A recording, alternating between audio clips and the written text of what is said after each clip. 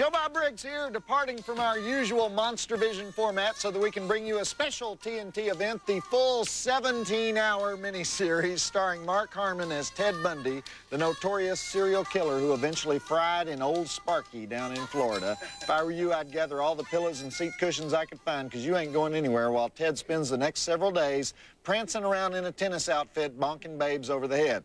Now, speaking of serial killers, have you noticed they keep catching some new guy acting like Hannibal Lecter, pulling a Jeffrey Dahmer, stuffing bodies down his garbage disposal or something? And every time we arrest one of these serial killers, everybody goes nuts. You see these articles like, serial killers, products of the 20th century, and you can hear people just shaking their heads, especially old people. They say, what is this world coming to? These people are out there multiplying. They're everywhere. They're hacking up bystanders left and right. What is this world coming to? Well, I've got an answer for the question everybody's always asking about, why were there no serial killers before the 20th century? Because whenever anybody says that, they're implying that something is wrong with the modern mind or the American mental health program. Bull stuff. These guys have always been around. The only difference between now and 100 years ago, we used to catch them after the first gall-darn murder. Now we just go bumbling around, you know, dum-da-dum-da-dum-da-dum, like Elmer Fudd, watching these guys walk down the street saying, wow, that's funny. That's a 34th, 18-year-old girl who's gone into that house this month. Must be some party they're having in there. Or we're out mowing the yard, right? And we catch sight of this quiet, mild-mannered loner who lives next door, and we say, good job on those rose bushes, bud. And he says, I shear from the bottom. Most people shear from the top. Do you shear from the top or from the bottom? So you go back in your house and you say, honey, you know that guy next door? I think he's riding around on his temporary spare tire or something. But you don't really care about it, right? You don't say something like, hey, man, what you just said don't make a lick of sense, and it's creepy, you know? Why are you talking about shearing from the top, shearing from the bottom? I don't know, from top shearing, bottom shearing. What are you driving at, Buster? In other words, you don't ever say anything that's going to freak the guy out and make him do something stupid or say something stupid so he'll accidentally spill the beans about the old lady's body that he stuffed like a taxidermist and mounted over a tool rack in his basement. Do you know what I mean? There aren't any more serial killers than there ever were. It's just that we used to say, hey, boy, hold on, you're talking like somebody erased your floppy disk. Come over here and let me take a look at those 3-inch bite marks on your forearms. Now we just say, I wish that guy would move to New Jersey. So anyhow, you can see for yourself just exactly what I'm talking about tonight, because it's time to start Deliberate Stranger, which was originally a 1986 miniseries about Ted Bundy, the handsome and charming law student whose hobbies included tooling around in his VW Bug and raping and murdering co-eds. We'll cover the relevant info as we go along, and we'll also be recreating one of my favorite prison recipes, and we'll do the drive-in totals at the next break, so go ahead. Let's watch it. This is one of the most literal miniseries ever made, you know? Hey, Jim, did you hear we had another one of those murders out by the state park? Yes, Roy, I did hear, and the girl was about the same age as the last victim. Do you think they're related? Well, gee whiz, Jim, maybe so. You can always tell when they're trying to do realism in these movies, you know? I hate realism. That's realism. Hi, I'm Rusty, the Monstervision mail girl. It's not an easy job, especially when Joe Bob says something really annoying, and I have to deliver 20 times as many letters from Monstervision viewers. But don't worry, I work out 5 times a week to make sure I can handle anything you want to send my way. Come visit me at Monstervision website, tnt.turner.com/Monstervision, and I'll show you what I mean. See Rusty deliver the Monstervision fan mail to Joe Bob Briggs every Saturday night on TNT. Back to Monstervision host Joe Bob Briggs and the Deliberate Stranger on TNT. What just happened? Did something get cut out? He hits on the brunette in the yellow polka dot bikini, doesn't work. He tries the same line on the girl with the bike, goes off with her. Then suddenly we're with that girl who goes to the bathroom, and all we ever see is Mark Harmon wiping off the seat of his VW. Is this the whole deal? Are we supposed to guess what happened? All right, I'm going to assume that this thing gets a little more explicit as the night goes on, because we got a whole bunch of Ted Bundy coming up. And also, was that Emmett Walsh playing a cop? Are they expecting me to identify with Emmett Walsh as a good guy? You know, the man is in the Sleazeball Hall of Fame. He's right up there with Jack Warden, Jack Carter for that matter, Emmett Walsh is the guy who says, "Come over here, little girl." Let's continue with The Deliberate Stranger. Oh, but first, as promised, I got to give you those drive-in totals. We have 9 dead bodies, no breasts, 1 yellow polka dot bikini, log to the head, multiple severed skulls, gratuitous gas pumping, gratuitous Christmas caroling, gratuitous ranting Italian mother, handcuff foo, mysterious shadow foo. I'd give it about 2.5 stars. Check it out. I'll be here with you through the whole dang thing. You think, you know, how come our pickup lines never work, but the serial killer's pickup lines work like a charm? Does that sailboat thing really work? See, that's my problem. I don't do enough advanced preparation, you know, because if I said something like, "Hey, babe, would you mind coming home with me, helping me get my car down off blocks? It'll only take 15 or 20 minutes. Would that work? Because that's essentially what he's doing. He said, "Help me get my sailboat, that whole thing in." "Hey, sweetheart, I'm going to be replacing a transmission this afternoon. Would you hold the grease pan for me?" You know, this could open up a whole new world of pickup lines. You know, there are a couple of you out there who followed me throughout my career. I know that because I see you lurking around in the bushes outside my bedroom. So you may know about the Find That Flick contest I used to run in the newspaper. Well, we've added it to the Monstervision website, and I could waste your time explaining all the details of it, but just check it out. Test your horror flick knowledge and win a cheesy prize. Go to TNT.com/Monstervision and look for Find That Flick. And stop following me throughout my career. You're really starting to get on my nerves, okay? Visit the Monstervision website at TNT.Turner.com/Monstervision.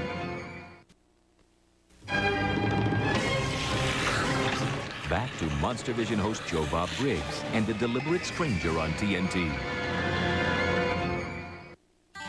Okay, memo to screenwriter, no more cocktail parties, okay? We get the point. Isn't that young Ted Bundy a promising young man? We'll all talk about when we knew him when, right? Cocktail party, no. Ted bashing victims, yes. Is this clear? I do believe that these are the rules of dramatic storytelling first perfected by the Greeks, okay? Aeschylus, he knew, no cocktail parties. All right, I think at this point, I'll fill you in on a little of the real Ted Bundy story. Ted has a girlfriend in the movie, Cass, played by Glennis O'Connor. You remember Glennis O'Connor? She was very big in 1976. Ode to Billy Joe with Robbie Benson. Yeah. And the classic Boy in the Plastic Bubble with John Travolta. Anyhow, Ted did have a girlfriend who had a little rugrat, just like Cass does, but they changed her name for the movie. I guess when you date a serial killer for 5 years, the last thing you want is for people to come up to you at work on Monday morning and go, "Hey, I didn't know you went out with Ted Bundy. What's it like having sex with a mass murderer?" You know, it wouldn't be pleasant. He also had a rich girlfriend before her who they called Deborah in the film, who dumped him because he wasn't sophisticated enough. Although in the movie, they kind of make him out to be very sophisticated. They even compare him to John F. Kennedy, so I don't know what that's about exactly. Then years later, he did something that most guys only dream about. He got his life together, won this girl back, and then dumped her like a hot potato. And some theorize that he was obsessed with her in some way, and that obsession had something to do with his becoming a serial killer. I guess that's why they changed her name for the movie. Okay, I'll cover more later, but in the meantime, roll film. I guess the real Deborah didn't want to be at a PTA meeting or something years later and run into the real crazy overacting Italian mother that we just saw and have her put some Catholic voodoo hex on her. On the other hand, they didn't change the first name of the dead girl. They figured she wasn't really going to have a problem. You know, there just aren't that many things that are scary anymore, are there? Fortunately, one of them is our Monstervision website, which is where we put the viewer mail we're too chicken to actually put on TV. Did you people have mothers that write this stuff? Good grief. You can also check out the weekly Playmate, provided your taste in centerfolds runs to scaly mutants and saber-toothed vixens. Just head on over to TNT.Turner.com/Monstervision, and when you get there, do me a favor, okay? Keep it in the ballpark area of borderline psychotic. Don't go into that other zone, all right? We got kids logging on. Some of them are already mutating. Visit the Monstervision website at tnt.turner.com/Monstervision. Back to Monstervision host Joe Bob Briggs and The Deliberate Stranger on TNT. The evil, leering eyes of Mark Harmon. That's how we know he's evil. The evil, leering eye shot, perfected by the Lifetime Network. Of course, in any movie on the Lifetime Network, if the guy is handsome, you know he's going to be a serial killer or a wife beater or a secret rapist. So you don't really even have to do the evil, leering eye shot on Lifetime. Anyhow, what's Mark Harmon trying to accomplish with all that smiling and running around like a nut? Is part of the sociopathic personality running around like a big goofball or something? Maybe he's trying to look younger, because Mark Harmon was 35 when this movie was made, and Ted Bundy would have been 28 at this point. Mark's still hanging in there on Chicago Hope, but I remember when all the gals had crushes on him back in the 80s. He was on St. Elsewhere. Probably didn't get too many dates after this movie came out, but actually that's not true, because right after he did Deliberate Stranger, he married Pam Dauber, the gal from Mork and Mindy, who looked really good in a pair of slacks, I might add. They have 2 kids now, plus they sued Mark Harmon's sister, Chris, for custody of her son the year after this movie was made. I don't know what was going on there, but I can imagine the judge in that custody case. Didn't I just see you on TV playing a psycho killer, and you want to take your sister's kid away? Well, let me think about that. And you know who his other sister is? Remember that blonde who used to do the Tic Tac commercials? If you can remember that far back, then think about it. She looked just like Mark Harmon. That was his sister, Kelly. It all makes sense now, doesn't it? Yeah. Okay, enough useless trivia. Back to the flick. Mark Harmon's ex-brother-in-law was Ricky Nelson. Oh. And his niece and his nephews are all actors or musicians. His dad was a football star, Tom Harmon, old 98, played for the Rams in the 40s. Yeah. Mark's not related to anyone who isn't famous. Yeah. Did you guys see Babe? Yeah. Mark Harmon's pig. Oh. Back to Monstervision host Joe Bob Briggs and The Deliberate Stranger on TNT. All right, there was a scene back in that last segment that I'm going to replay because it was so unbelievably turgid that I need to see it again. Remember when the cops go over to the ranting Catholic woman's house to tell her daughter is dead? Mm-hmm. Watch how much time the director takes with this scene. Car pulls up to the house. Then they sit there for a second. Then they get out. Then they walk around the car. Then they stop to chat. Then they walk to the front door. Are we being tortured? No wonder it took them 3 nights to run the dang movie when they first made it. It was directed by Marvin J. Chomsky, obviously a big fan of Antonioni. Antonioni was the guy who believed all movies should happen in real time. If the guy has to answer the doorbell, you should watch him walk all the way through the house before he answers the doorbell. You can watch an Antonioni movie for 2 hours and they're still driving to the dry cleaners, you know. Actually, Marvin J. Chomsky was one of the directors of Roots. Only the most famous miniseries in history, so I think he directed the scene where Kunta Kinte goes to the grocery store and tries to figure out what kind of cereal he wants, though. Okay, let's go back to the film. I was just so mesmerized by that car scene, I forgot to talk about that tall girl in the toga mini dress. She was a big teen model at the time this flick was made, Terry Farrell. Made preteens everywhere feel bad about their bodies. Which is how they should have felt compared to her, because she wasn't on the cover of 17 for nothing, okay? All right, if you're going to write into us here at Monstervision and share your gripes, your opinions, whatever, and you're a woman under 140 pounds, single, and you don't have any strong opinions about any of the most common vices that men have, then I want you to use my home address because it's quicker. So just send those letters. What? I cleared this. I can do this. I'm telling you, we had a 3-hour meeting about this. It's not an attempt to get Nookie on TV. Well, you don't have to use that word. Look. All right, look, I'm going to have to get back to you later. But meanwhile, just keep writing to us at 1010 Techwood Drive, Atlanta, Georgia, 30318, and emailing us at monstervision@turner.com. I like Superfly. What are you saying about Superfly? Why do you use that word? What's the implication there? Visit the Monstervision website at tnt.turner.com/Monstervision. Back to Monstervision host Joe Bob Briggs and The Deliberate Stranger on TNT. Oh, what a gruesome scene at the morgue where the tall gal's father screams as the mother waits out in the hall, huh? Kept that camera right there in the hall. Could this movie be any tamer? They don't show anything in this movie.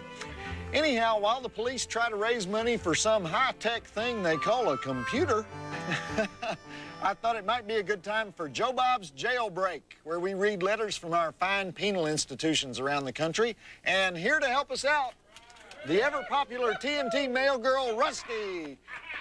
Rusty, I think it's a perfect night for a prison letter, isn't it? Actually, I'm not sure I want prisoners watching this movie. Why?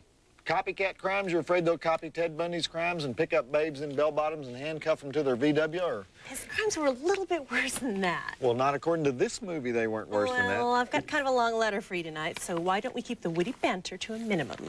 Oh, the witty banter. You think I'm witty? Remember when I asked you for a raise and you said you would think about it? Yeah. I think you're witty. And handsome, too. Oh, okay. Who's the letter from? It's from Russell Thomas and Robert Sanchez at the Carson City Correctional Facility in Carson City, Michigan. We can't read this whole dang thing. Okay, but you think I'm handsome? Very handsome. Joe Bob, my QB Russell and I have been watching Monstervision for the longest time. We don't do drugs, and your show is the next best thing to getting high. Actually, we just can't get anything in this joint. Seriously, though, we are diehard fans, if somewhat confused at times. Anyway, there's one segment of the show that we have no problem figuring out, the prisoner mail segment. It's rather amusing at times to hear what other cons around the country have to say. We can imagine what the letters you don't read on the air are like. Yeah, that's why we don't read them on the air. Russell and I figured that we could make a contribution also. Enclosed, you'll find a menu, a store list, a couple of recipes. This menu is generated by some, quote, nutritionist in Lansing, central office to all facilities statewide. Now, the nutritionist determines that we're supposed to receive so many calories and so many carbohydrates and so forth, and they've determined that these values are the minimum requirements necessary to keep a prisoner alive. The thing is, though, one must go to each meal every day to survive. That's kind of ironic, Joe Bob, being that most of us agree that eating the food in the chow hall will actually kill you. The food is that bad. You think that concoction you made during your show was bad? Ha! There were guys here drooling over that stuff. Ever have a soybean burger or a turkey hot dog? Actually, I have had a turkey. Oh! The fish meals are really nasty, like the stuff they use to make cat food. I could go on, but we're sure you get the idea.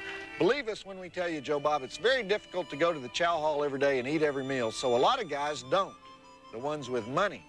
The rest go every day, all day. We call these guys state-raised. They really don't have a choice. A guy could actually starve in here. Those with the ability to supplement their dietary intake do so with stuff out of the prisoner store. These are called big fellas, and what they do we call hooking up a dude. So I've sent you these recipes. The recipes are just two of the many, many combinations of stuff from the prisoner store that we can make with what we have. The first, the nacho hookup, and he has the recipe here for the nacho hookup, is a big fella do, and the second, the po man do, is for those unfortunate broke fellas. Both are pretty easy to make despite the amount of ingredients or lack of ingredients. Plus, we do have microwaves in each unit of this facility. We're hoping, Joe Bob, that you'll feature the nacho hookup in your next dinner in a six-pack segment. If you follow the directions and, of course, use the proper ingredients, we're sure you'll be pleased with the resulting meal. But we do want to inform your viewers that we are not responsible for the gastrointestinal disorders that follow. Joe Bob, the power is about to be turned off. It's time to go. Russell and I have been working on this since Monstervision started tonight. Didn't really get to enjoy the movies, but it was still kind of fun. You truly are a silly dude Sincerely, Russell Thomas and Robert Sanchez, Carson City, Michigan. Okay, well, Robert and Russell, it's your lucky night because in honor of it being Psycho Criminal Night, we are going to make the nacho hookup beginning at the next break. Although I must say, you guys don't really sound like psycho criminals to me. With your grasp of the written word here, you know, this is a long letter. You sound like you committed one of those highbrow white-collar crimes, insurance fraud or something. Whatever it was, we love a captive audience. Free your minds and your butts will follow. So, Rusty, we got all the ingredients for the recipe here? Most of them. We had to make a couple substitutions, but they come pretty close. Okay, well, stay away from the summer sausage, because I saw you, one of these things is summer sausage. I saw you eyeing that summer sausage out there. What's that supposed to mean? You tell me. You're disgusting. I don't know what you're talking about. I saw it. You know, it was a long summer sausage, too. Shouldn't be doing that stuff. Joe Bob doesn't get nearly as much hate mail as people think he gets. I know because I'm Rusty, the Monstervision mail girl, and most of the letters I see are almost positive. I'm not counting the ones from TNT programming executives, because that's really not mail. Those are memos. Anyway, I do see your letters, and I do love every one of them. So come visit us at the Monstervision website at tnt.turner.com/Monstervision, or contact us the old-fashioned way at 1010 Techwood Drive, Atlanta, Georgia, 30318. You can even email us at monstervision@turner.com. Try to avoid phrases like lame, no-talent donkeys behind. You can't imagine how Joe Bob overreacts to those. See Rusty deliver the Monstervision fan mail to Joe Bob Briggs every Saturday night on TNT.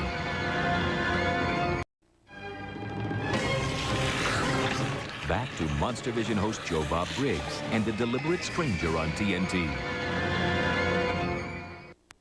Well, at least she didn't suffer. Just crushing blows to the skull. Is that what he said?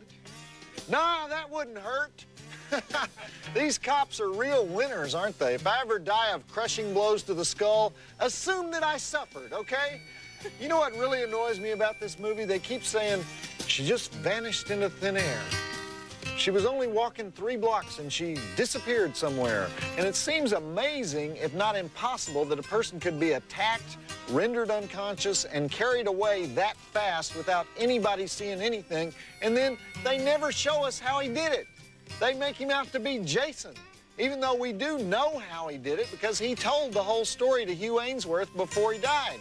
Hugh Ainsworth is a journalist who interviewed Bundy in prison, and he got Bundy to talk about this hypothetical serial killer in the third person, and he described how this hypothetical third-person serial killer might have killed all these girls who seemed to be a whole lot like the girls that Ted Bundy was accused of killing.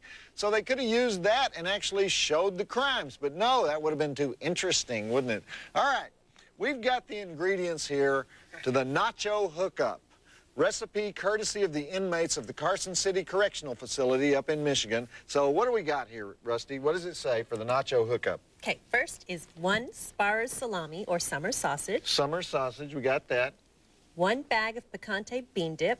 Picante bean dip, we got that. Half a bag of refried beans. Refried beans, got it. 4 ramen noodles, chili flavor. Okay. 1 tub jalapeno cheese spread. Got that. 2 bags tortilla chips. 4 microwavable bowls. Microwavable bowls, okay. And finally, 1 brown paper bag cut to 3 inches from the bottom. We got that. Suddenly this is not sounding too good. Okay, what do we do? Okay, dice the sausage into 1/4 inch squares and put into a bowl. Okay, we already did that because that takes a lot of time. Okay, mix beans in the second bowl and add water. Mix the beans in the second bowl. It said bag of beans in the recipe, but I mean, we don't buy beans by the bag here in Texas, so we had to use these canned refried beans. But put them in the bowl and add water. I learned how to do this by watching the Food Network. And add water. Just a tad, right? I guess. Just a little bit of water. Doesn't really say. Okay. Okay. Next, boil water in the third bowl and add noodles until they swell, and then drain. Add water, in boiling water, and we did make this. This is hot water. Pour it in there. And the noodles, we got these ramen noodles, chili-flavored ramen noodles, right? Put them in there so they swell. And the seasoning, right? It said put the seasoning. Well, it didn't seasoning say, comes- but yeah, I think I'm assuming. Where else could it go? It has to go in there. It's a little silver thing that comes in the bag. These are all things you can buy in the prisoner store at Carson City Correctional Facility. Okay. Okay, put cheese in a 4th bowl with a little water. Okay. A little water. Just a little. Okay. I used all the water. The cheese dip, right? Mm-hmm. Jalapeno cheese dip. And so, okay, good. Okay. Heat everything in a microwave. Sausage, beans, noodles, and cheese. Eat these things in a microwave? Well, I could just eat them like this, couldn't you? They just look so good already. But, okay. Why don't you help me out here? Okay, you're putting them all in at once? Uh-huh. Well, that's what it's supposed to do, isn't it? Yes. Okay. Can you do that? Yeah, All right. There we go. We'll have everything nuked by the next break, and we'll continue with the recipe, so roll the film. That was good. Speaking of the movie, I'd like to know why the filmmakers thought showing M. Emmett Walsh resting would be more interesting than seeing how Ted Bundy carried a naked woman through a ski resort without anybody noticing. Not really the dramatic choice I would have made, you know? Okay, I'm going to shut up about that. Maybe. Are we going to eat this?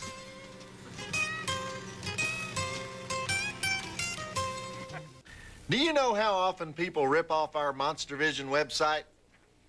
I'm proud of that. They want to share what they find there with the whole world, and that's what the web is all about. Of course, we get the TNT lawyers to hunt them down like dogs, but you don't know what you're missing if you haven't been to the site lately. Not just the weird beard mail, not just the Playmate stuff, not just the transcripts and the downloadable photos, but we're adding new stuff all the time. New stuff to steal, so we can sue their butts. Check it out at the tnt.turner.com/Monstervision. We don't really sue them. We get a couple of grease monkeys to rough them up a little bit. Visit the Monstervision website at tnt.turner.com/Monstervision. Back to Monstervision host Joe Bob Briggs and The Deliberate Stranger on TNT. So, the girl from the mall identifies Ted Bundy by looking at his shoes. That's going to be great in court, don't you think? Didn't work in the O.J. case, did it?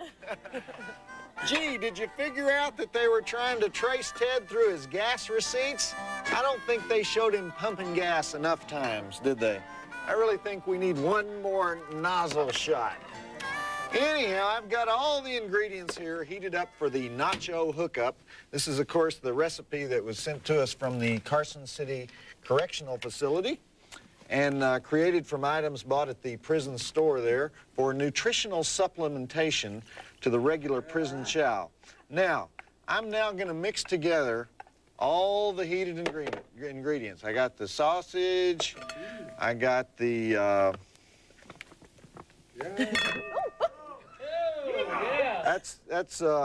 well, it's like, all right, the sausage. Well, I didn't say that I had a show on the Food Network. It's Monstervision. We got the, all right, the sausage, the noodles, okay, the, what is that, the beans, and the, okay, so it's all there. What does the recipe say to do now? Okay, layer the bottom of a paper bag with tortilla chips. We already did that. We got this paper bag. You can do this in your cell. You got the tortilla chips all layered here. Now what? Pour a layer of the heated mixture over the chips. This? Mm-hmm. Pour this over the chips? I guess so. Okay. All right. Looking good. It's very wet, though. So, and the paper bag is... Not all of it, though, because you have to layer it until there's nothing left. Well, should I just... Emerald Lagasse would do this, right? So...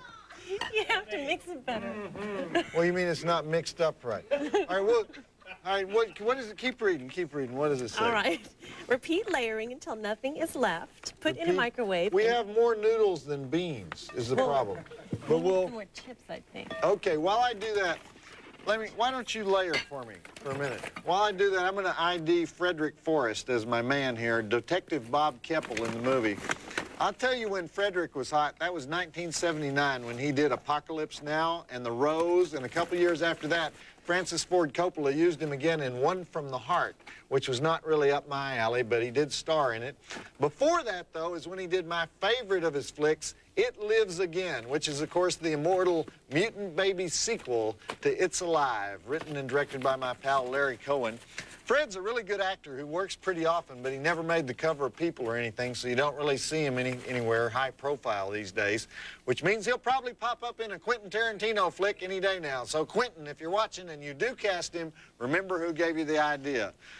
Okay, got it layered for me? Pretty much. I'm supposed to microwave this for how long? 6 minutes on high. Okay, so we take all this stuff that's layered in the plastic bag and we put it in the microwave. And 6 minutes on high, start. Okay. And then what do? We let it sit for 10 to 15 minutes, right? That should get us to the next break. So roll the movie.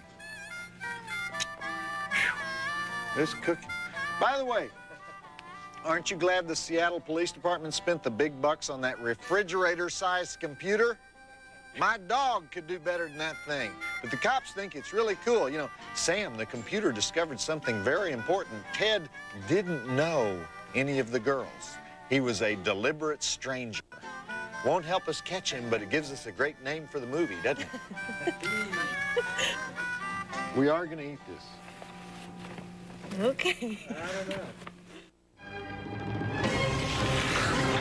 Back to Monstervision host Joe Bob Briggs and The Deliberate Stranger on TNT.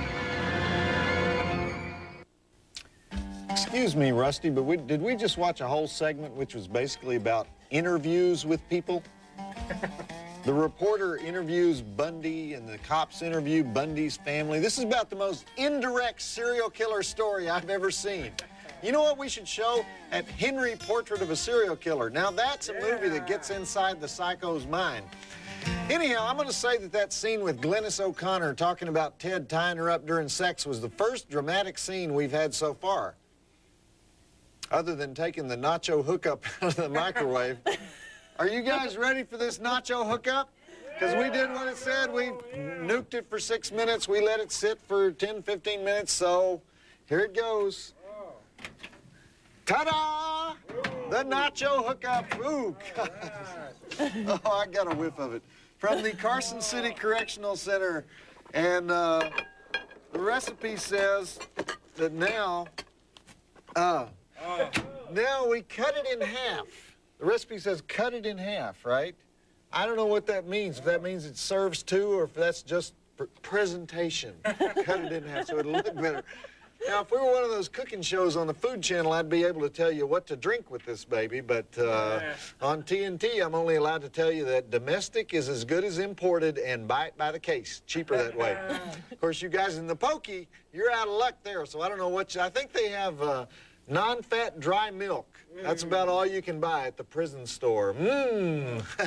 Powdered milk. Okay, I'm going to make the crew try this. While Ted Bundy goes to trial here, and I'll come back at you with some interesting serial killer info. So you guys come on up. We'll just use the same spoon, you know, communal spoon. Come on up here. Roll the movie. Did you know that the lawyers auctioned off Jeffrey Dahmer's plates and silverware to raise money for his victims' families? And the only thing sicker than a cannibal serial killer is the guy who buys his plates, right? Why didn't they auction off Ted Bundy's VW, you know? All these serial killers, they have some kinky thing that they do, like Ted's tying up girls. It depends on your definition of kinky, you know. I had a few spare neckties lying. It wasn't any big. Anyway, Ernie, you want to go first? Come on, Ernie. Because the other thing you can. We got plenty. Don't worry, we got more. You know, I always just enjoy so much reading the viewer mail, especially the hate mail. Makes me feel humble as a person. Of course, I'm not as likely to read that on the air. So if you want me to read your mail on the air, try sucking up to me. That works better. And send copies to the bigwigs over at the network. Send your letters care of Monstervision at 1010 Techwood Drive, Atlanta, Georgia, 30318. Emails go to monstervision@turner.com or visit the Monstervision website. You can do it from there. But don't send the high sheriffs the negative comments because they're just not used to it like I am. They tend to overreact a little bit. Visit the Monstervision website at tnt.turner.com/Monstervision.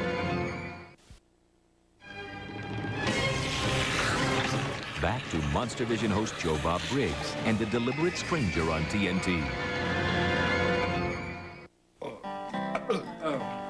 Man, that nacho hookup, did you guys enjoy it as much as I did?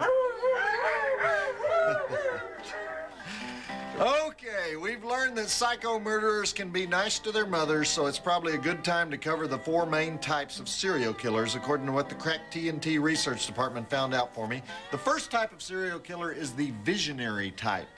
Now, this is the type who kills because he hears voices or has visions. They claim, God told me to kill all the prostitutes, or Satan told me to kill anybody driving a green Yugo. If you're this type, plead insanity, all right? The second type of serial killer is the mission-oriented type.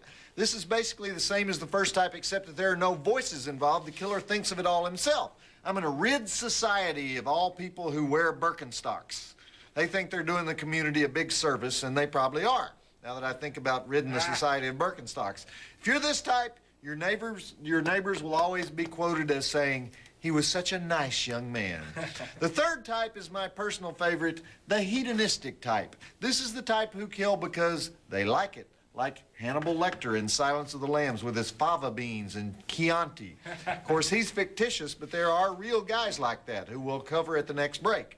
But if you're this type, you have experienced peakerism. If I tell you what peakerism is, my show will probably get canceled, but let's just say that one person's getting very physically happy while the other person's getting very physically dead. All right, I better move on to the fourth type of serial killer, which is the power control-oriented type. This is where Ted Bundy falls in.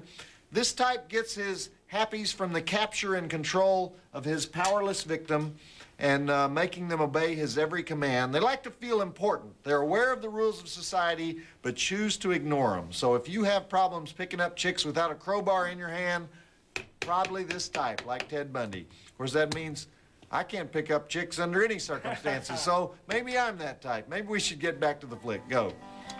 That's about the only thing I hadn't tried, too.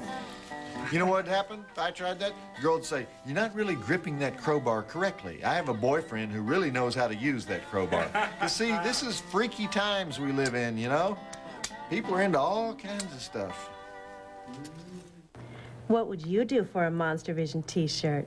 Never mind, don't tell me I've already seen some of your propositions. Well, I'll make it easy for you.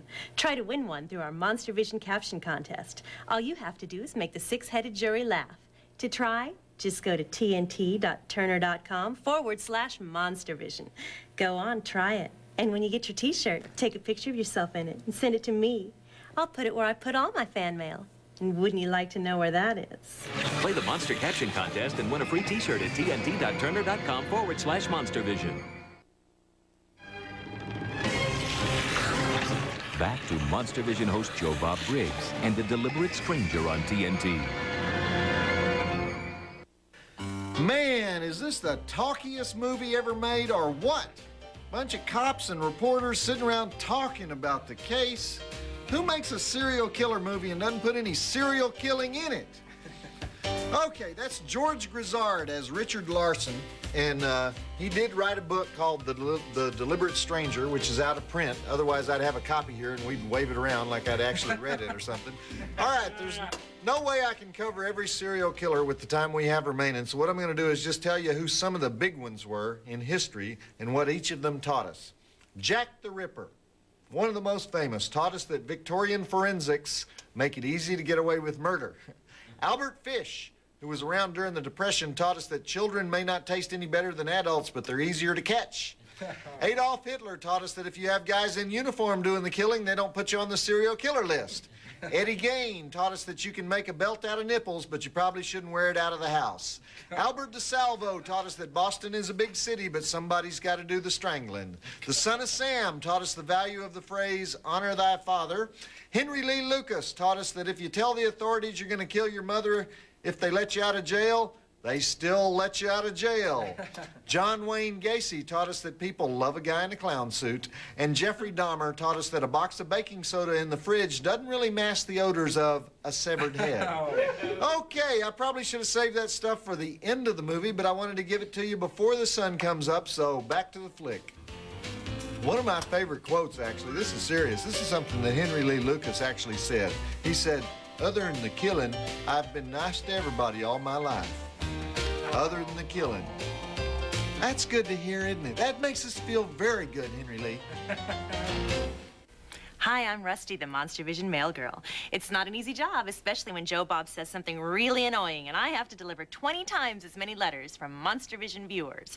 But don't worry, I work out 5 times a week to make sure I can handle anything you want to send my way.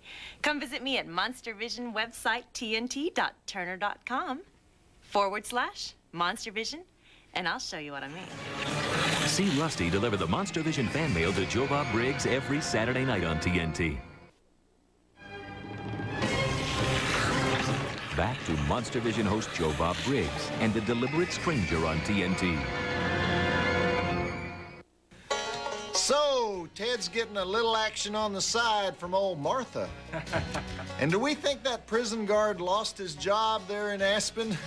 This movie's missing something, though, and I'll tell you what it is. It's missing the fact that Ted Bundy sexually assaulted and killed these victims.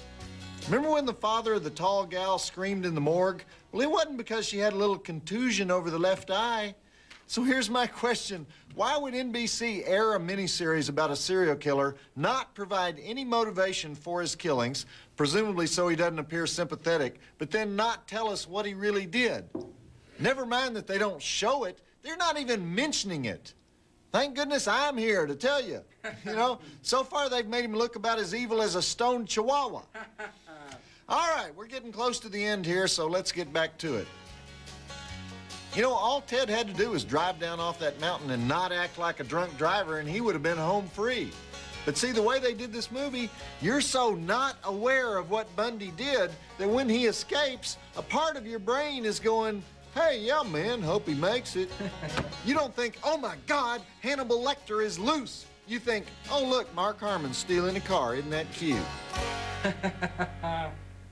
You know, there are a couple of you out there who followed me throughout my career.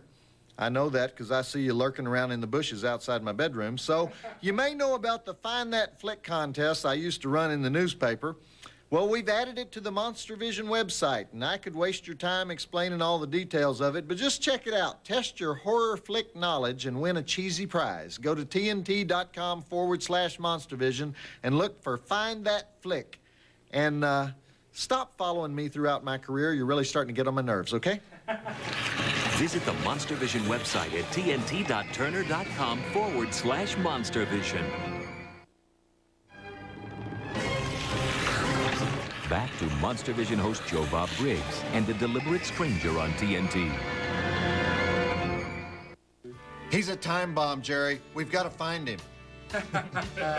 That's how they're trying to create suspense in this thing.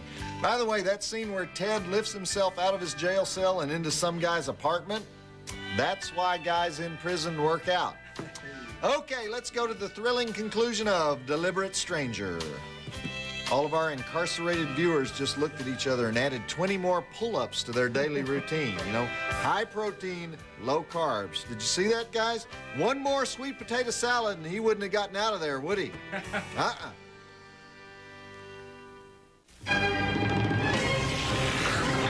Back to Monstervision host Joe Bob Briggs and the Deliberate Stranger on TNT.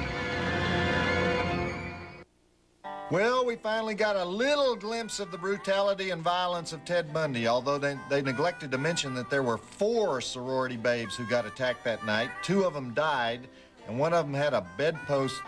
Well, I guess there's a reason they didn't mention that part of it. Anyway, Ted Bundy was executed on January 24th, 1989, just over 10 years ago, and we almost had an anniversary show. And you might remember that right before he died, he tried the old pornography made me do it defense. Yeah. He told his whole story to one of those right-wing Christian loonies. He was the only guy he'd talked to. No one pointed out that Ted, even the Dark Brothers don't make movies about bashing in the heads of sorority girls, you know? So anyway, next week is going to be a little tamer. We've got Sinbad in the Eye of the Tiger, where Patrick Wayne travels the world to get into Jane Seymour's harem pants, and Clash of the Titans, featuring Laurence Olivier and Harry Hamlin. That's an unlikely acting duo, isn't it? But the monsters in both films were animated by the great Ray Harryhausen, so check them out. That's it for me, Joe Bob Briggs, reminding you that the more you complain, the longer God lets you live. Did you guys hear the one about the 3 convicts who are on their way to prison? Well, they're each allowed to take one item with them to help them occupy their time while incarcerated. So on the bus, the first convict turns to the guy next to him and he says, "So what did you bring?" And the second convict pulls out a box of paints and he says that he plans to become the Grandma Moses of jail. And he asked the first guy what he brought. And the first convict pulls out a deck of cards and he says, "I brought cards because I can play poker, solitaire, gin, any number of games." So meanwhile, the third convict is just sitting there grinning to himself. And the other 2 notice him and they say, "Why are you so smug? What did you bring?" The guy pulls out a box of tampons and he smiles and he says, "I brought these." And the 2 guys are really confused and they say, "What can you do with those?" And the convict says, "Well, according to the box, I can go horseback riding, swimming, roller skating." Joe Bob Briggs reminding you that the drive-in will never die. You didn't like that one? A snail. A snail gets beaten up by 2 turtles. He goes to the police and they ask him, "Did you get a good look at the turtles who did this?" And the snail says, "Well, it all happened so fast."